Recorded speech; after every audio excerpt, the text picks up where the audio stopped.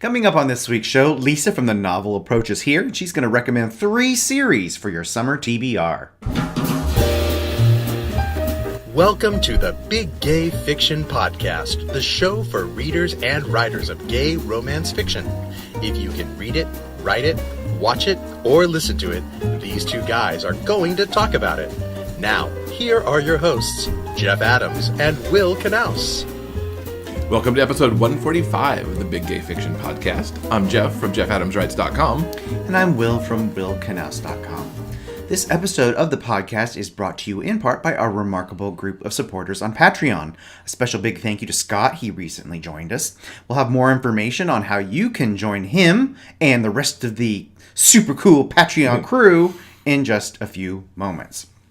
Welcome back, everybody. Another week, another show. We hope you had a pleasant week in July. I know most of you are probably roasting, but nevertheless, I hope it was pleasant and you got lots of reading done. How are you? I'm good, thank you. Cool. Not a bad week at all. How are you doing? Not too bad. It got me thinking, not too recently, about summer, and about summers, days of summers gone by. And I wanted to ask you, what is your fondest summer vacation? That's what the word I was looking for.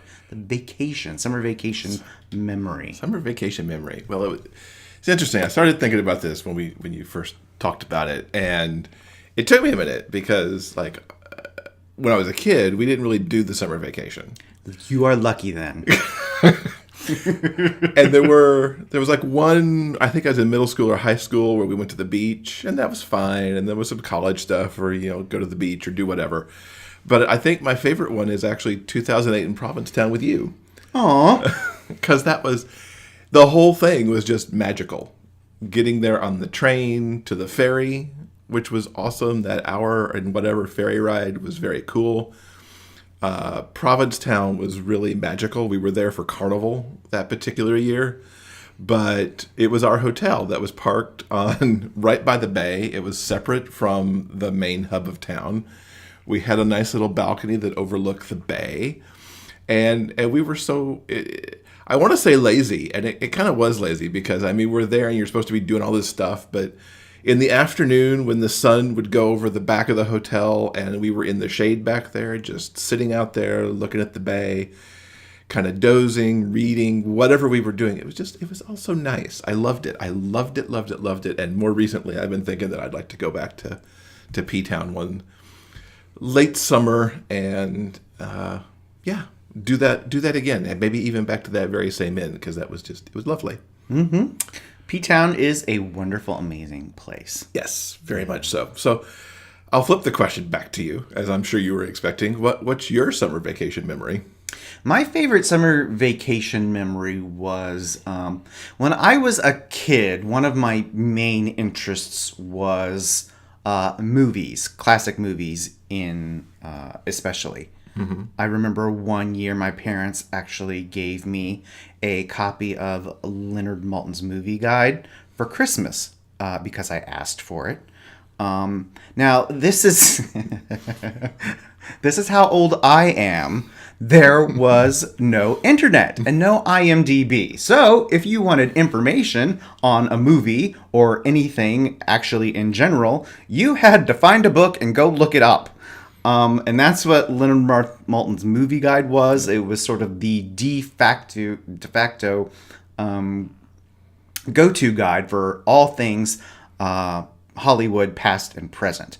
And I didn't just use it as a reference guide. I read it for fun. Oh, wow. Because I remember those books. I had at least one copy of it at one point. So my favorite summer was the summer when I spent the entire 10 weeks indoors.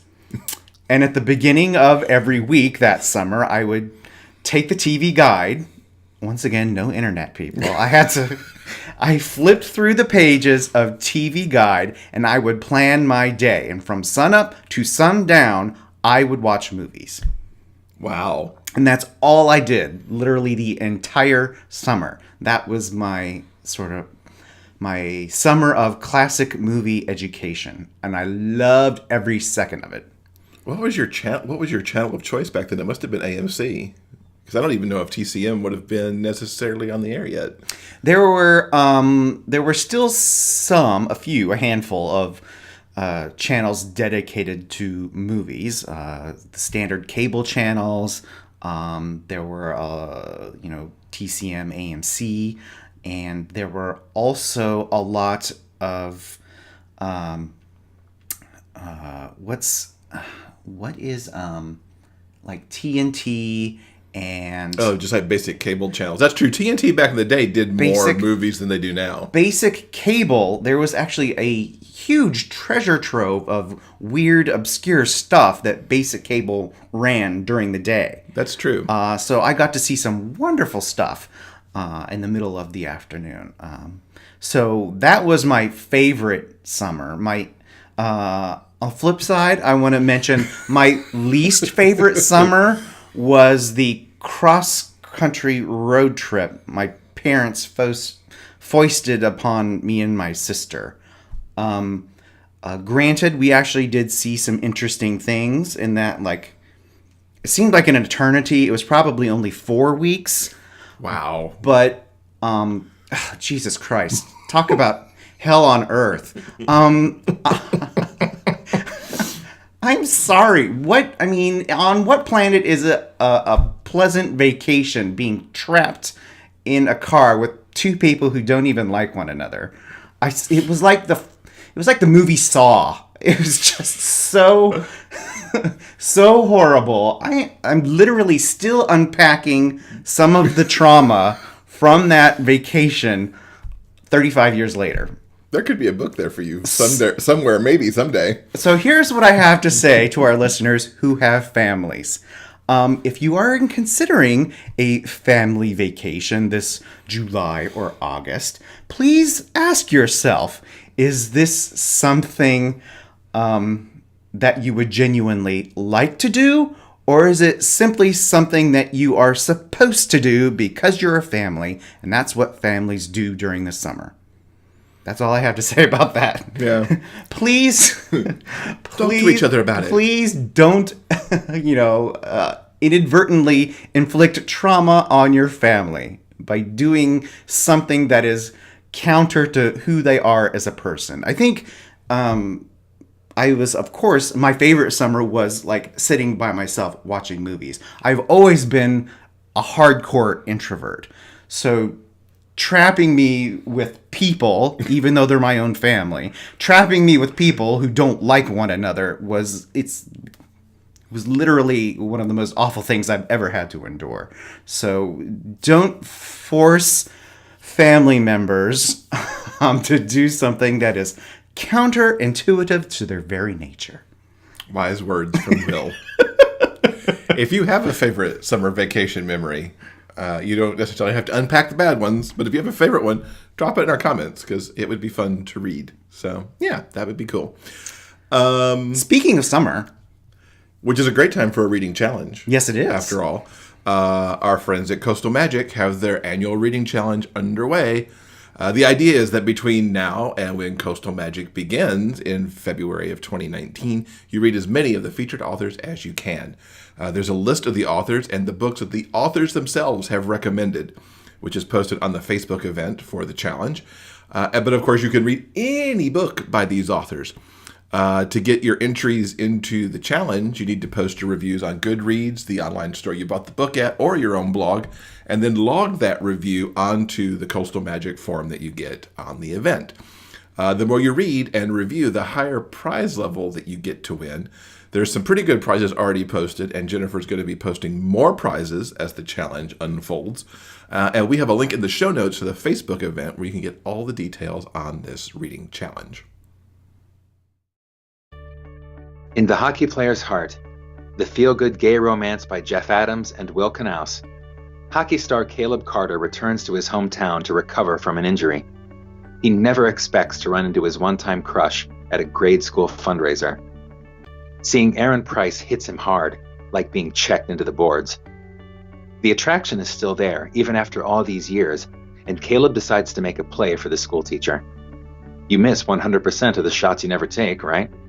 Aaron has been burned by love before and can't imagine what a celebrity like Caleb could possibly see in a guy like him. Their differences are just too great. But as Aaron spends more time with Caleb, he begins to wonder if he might have what it takes to win the hockey player's heart. Get The Hockey Player's Heart in ebook, paperback, or as an audiobook performed by me, Vince Sterling, wherever you buy books.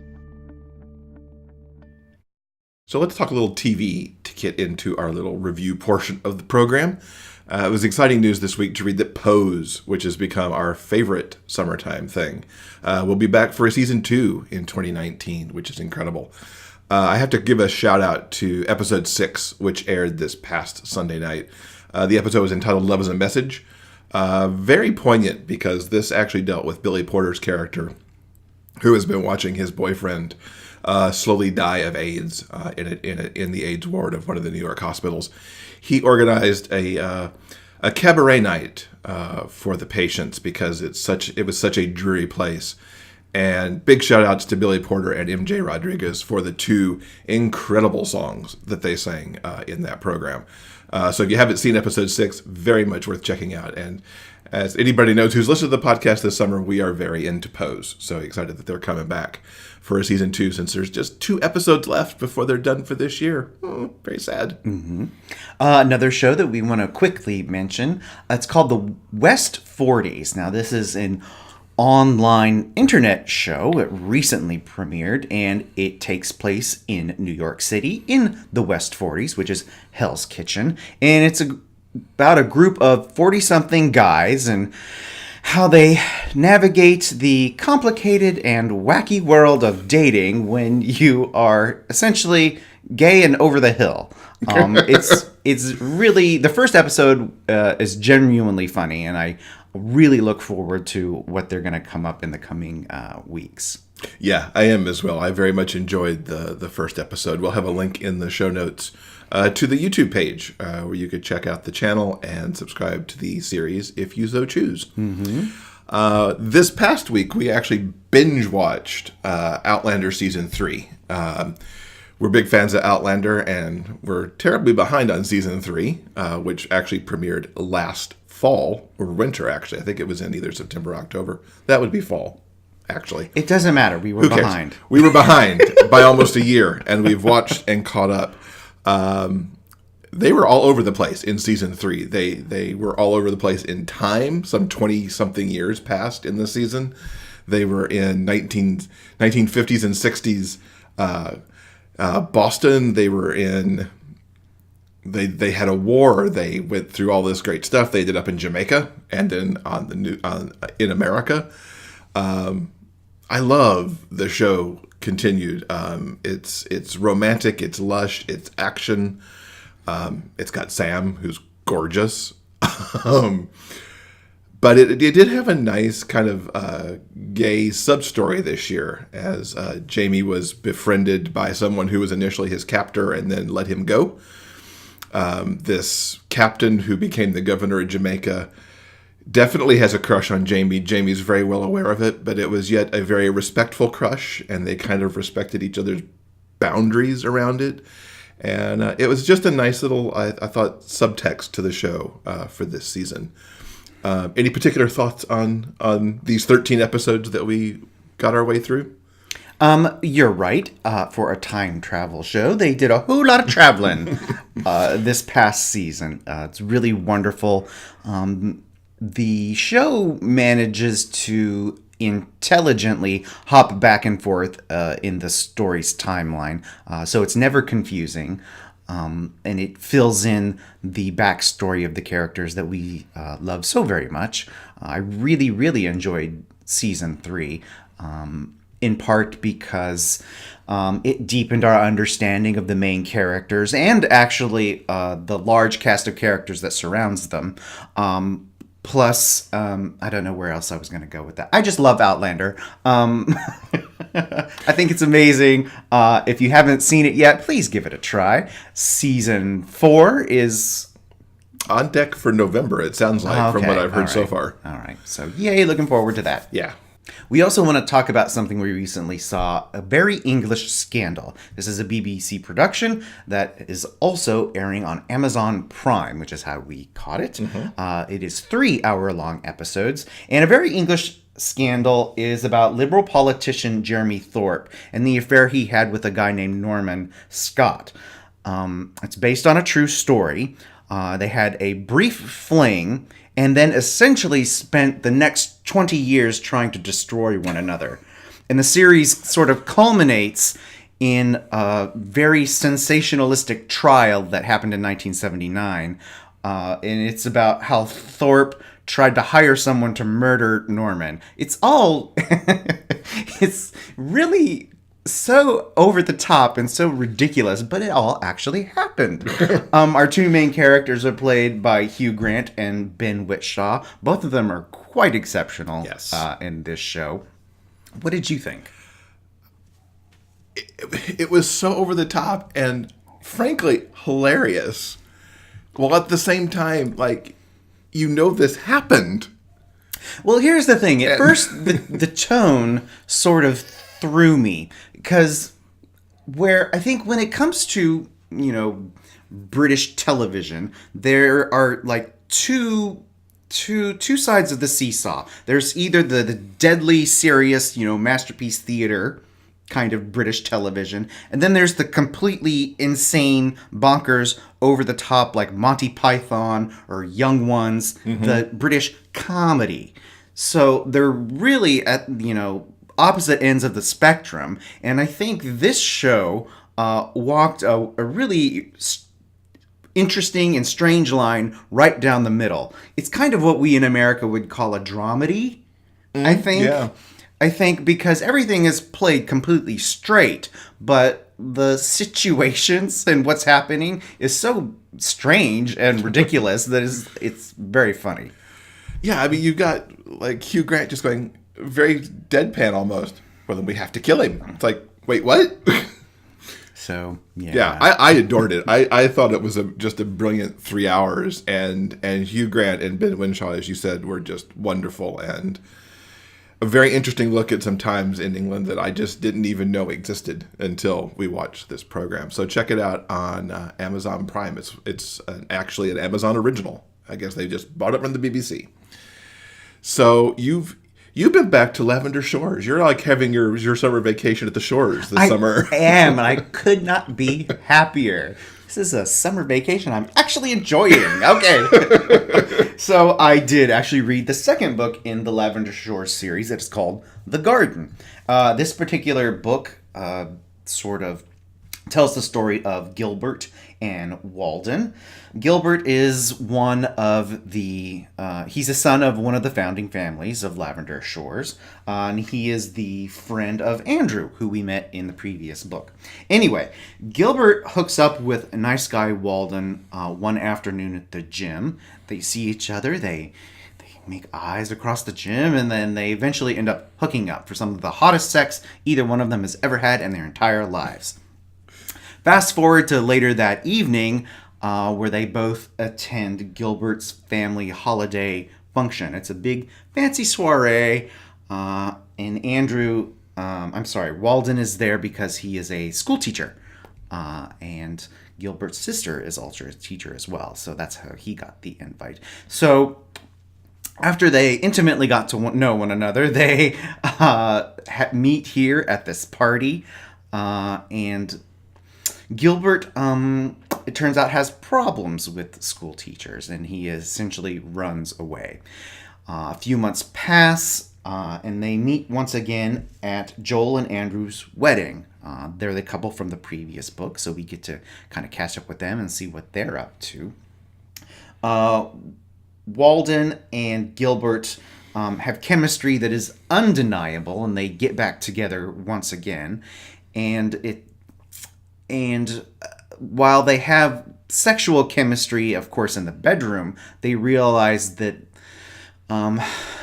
that they have an understanding, and that a relationship for both of them, which is, not something that they would normally seek out, they think that a relationship might actually be possible with this other person. Both of them have gone through some dark things in their pasts. And I think that's part of what they recognize in one another. It's like, I see you and I understand who you are and what you've gone through. So I think there's a sexual connection, and there's actually a deep emotional understanding they eventually come to as they sort of explore what a relationship is going to mean for the two of them. Walden eventually confronts an ex who comes to town. The ex is like part of the dark stuff that Walden has to work through, and he does. And our two heroes live happily ever after. What I thought was really nice about this particular book is that not only is it kind of a super sexy take on small town romance, I really thought the way the characters worked through their situations like adults. They talked it through. It was really nice. And when I say darkness, I'm not talking about, dreary, yucky, dark angst that drags the book down. So if that's your jam and that's what you're looking for, you're not going to find it in this book.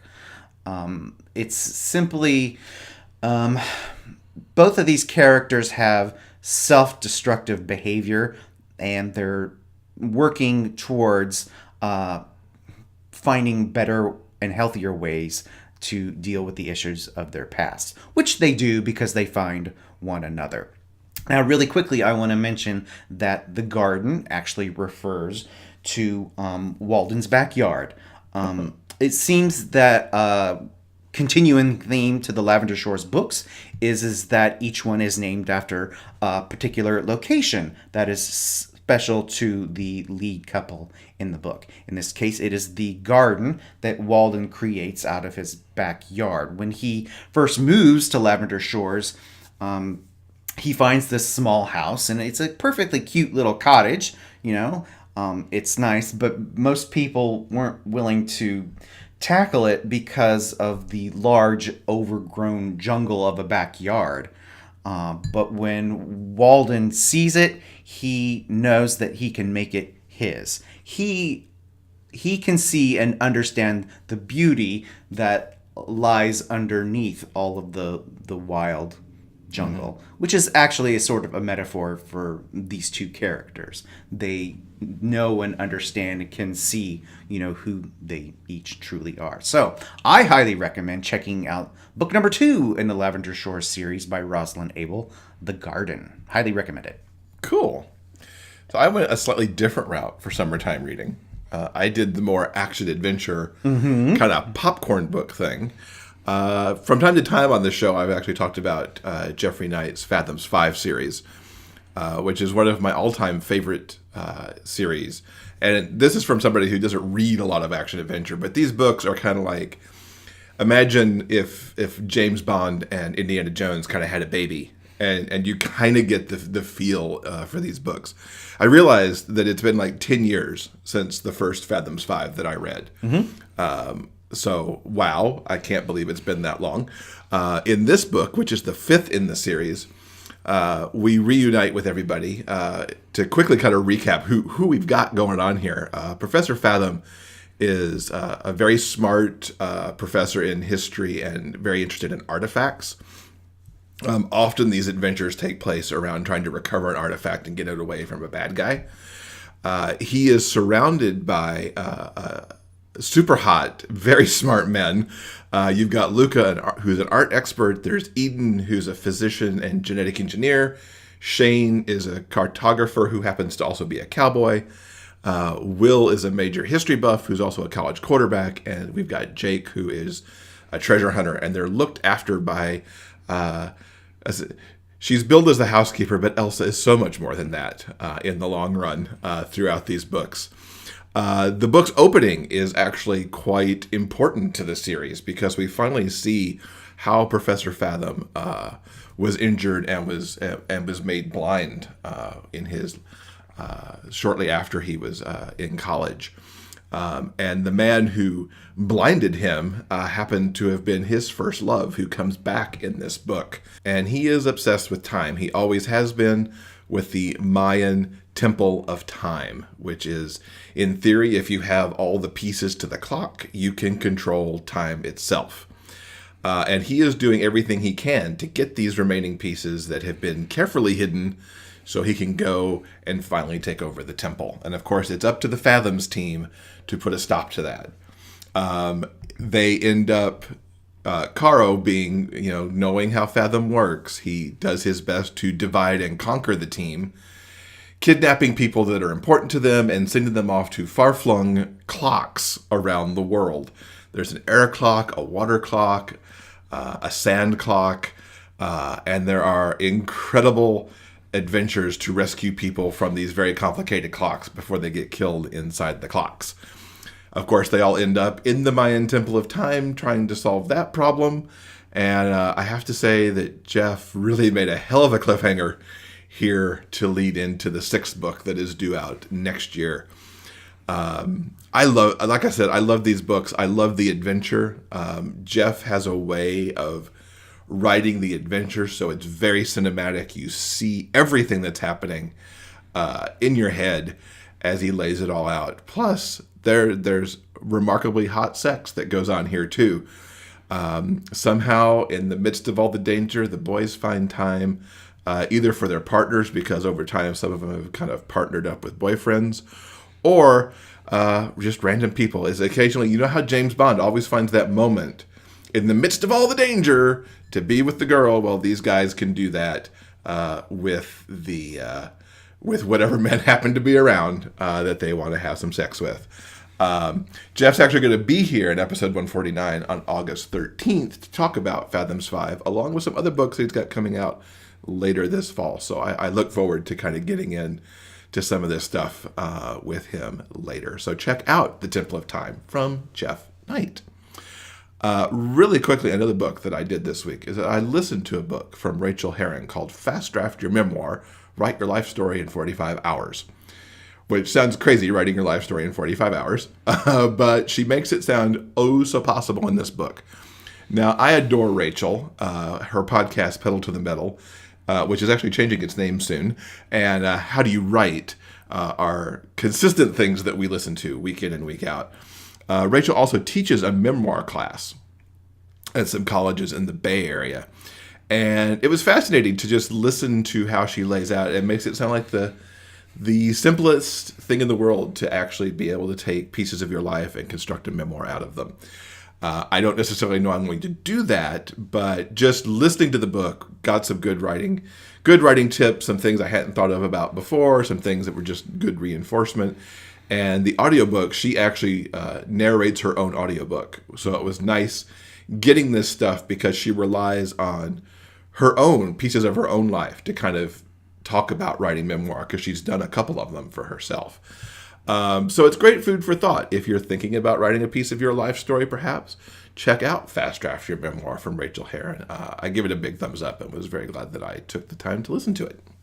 Now, if you're interested in any of the books that we just discussed, all you have to do is go to the show notes page at biggayfictionpodcast.com. We will have links for everything that we have discussed. Also, you will find a link to our Patreon page, and that is where you, yes, you, can help support this show. You guys know the spiel if you've been listening. All you have to do is go to patreon.com/biggayfiction. I almost forgot the URL. You did. After like doing this spiel for a year and a half, okay. Anyway, I'm a little giddy. I definitely need a vacation. Guys, if you want to help support the show, you can learn how to do so at patreon.com/biggayfictionpodcast, patreon.com/biggayfictionpodcast. Did you know that podcasts love to get reviews too? Taking a moment to leave a review about the Big Gay Fiction Podcast helps us with the show's visibility online. Please take a moment to visit iTunes and leave a review.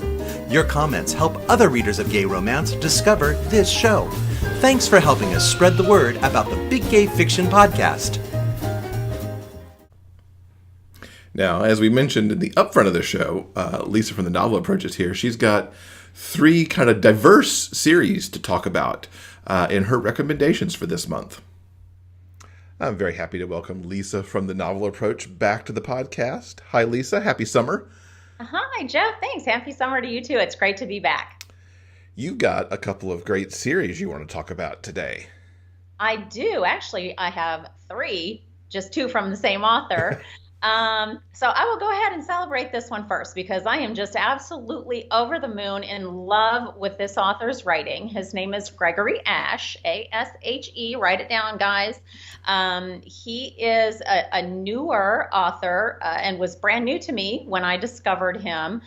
He self-publishes, and he writes amazing, amazing mysteries.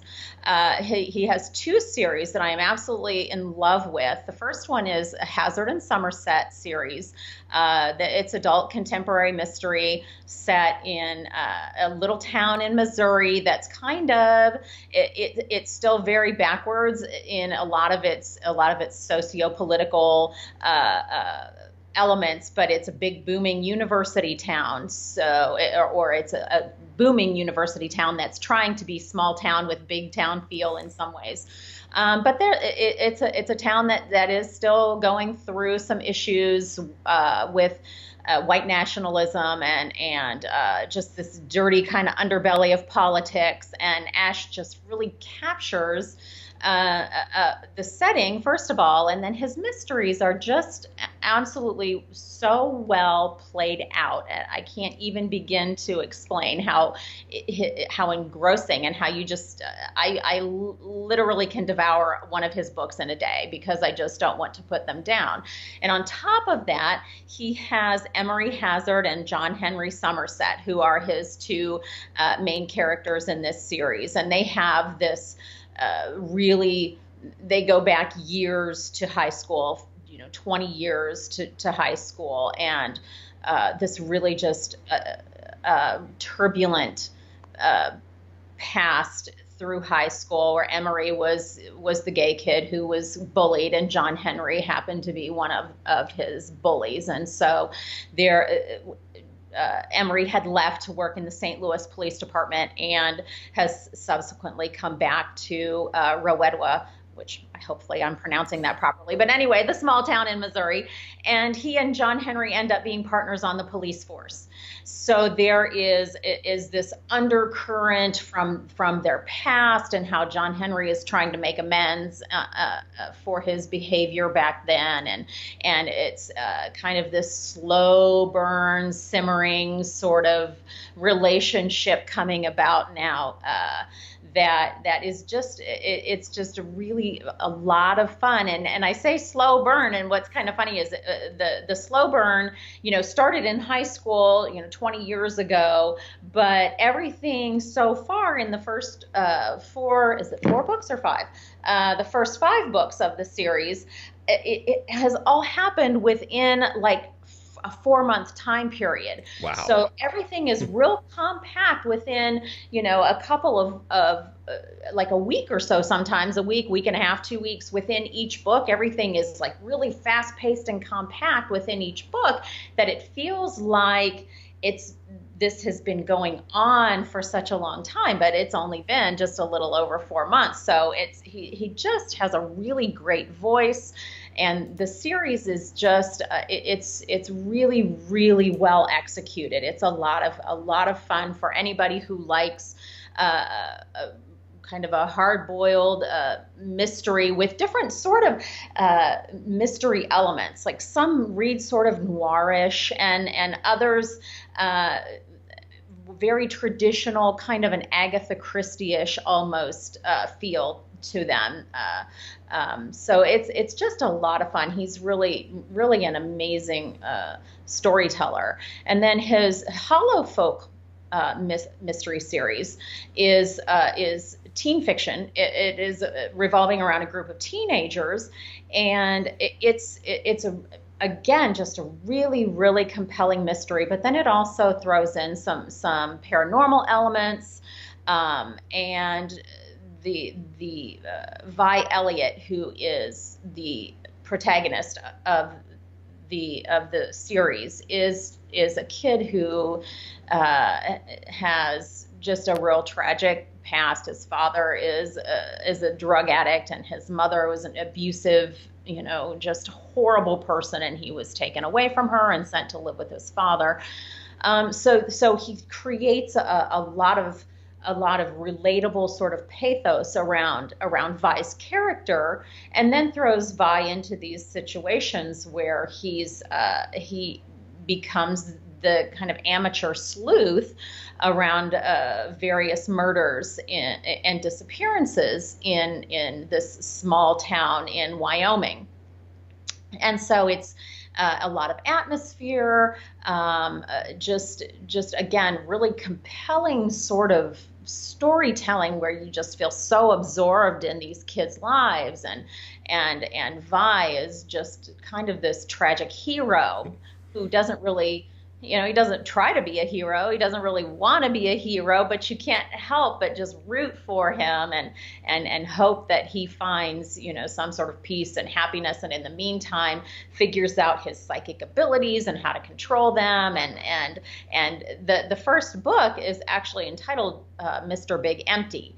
And Mr. Big Empty is the entity that produces all of the fear and the criminal dangerous intent in the series. And so it's just really Gregory Ashe, guys, I just can't praise him enough. I am just so excited to have found him, and his next Hazard and Somerset novel comes out next month, and so we're getting the progression of John Henry and Emery's relationship now, and how all of these complications outside are affecting the inscape of their relationship. And so it'll be interesting to see how Ashe plays that out. But I'm just really excited about him. He's great. He's a great storyteller. I love how hard you've fallen for his work. That's just awesome.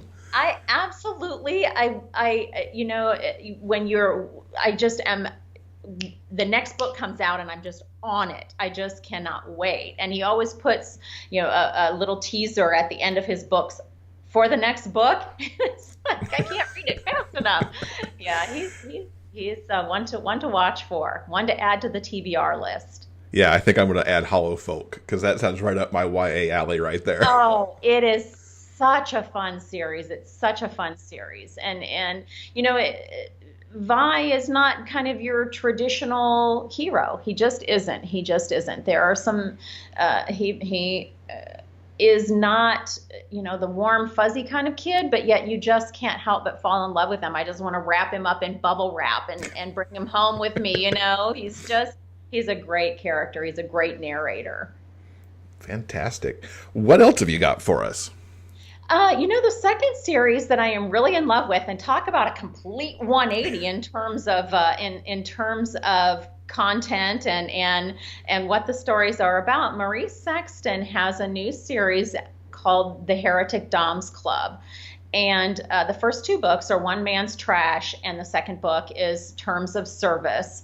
And from what I can tell, this is going to be a 4-book series.